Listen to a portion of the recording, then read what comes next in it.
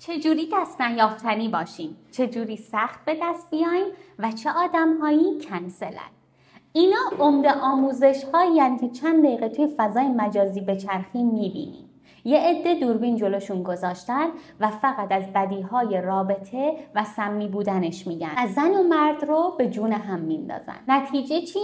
آدم‌ها از اصل رابطه میترسن. از جدی شدن، از تلاش کنار همدیگه، از اینکه دل ببندن، از اینکه صبر کنن. سینگل بودن هم شده منطقی ترین انتخاب. چون هیچ کس درباره مهارت‌های واقعی رابطه حرف نمیزن. چند تا محتوا رو دیدی که بیاد بگه تو روزهای سخت چجوری رفتار کن، کی سکوت کن، کی عصبانی شو، چطوری بدون تحقیر و سرزنش نیازت رو بیان کن، نشونه‌های یه پارتنر غیر سمی چیه، تفاوت‌های زن و مرد چیه، چجوری کنار هم دیگه تلاش کنید، چجوری رابطه رو نگه دارید. واقعیت اینه هیچ کس نیمه گم شده کسی نیست.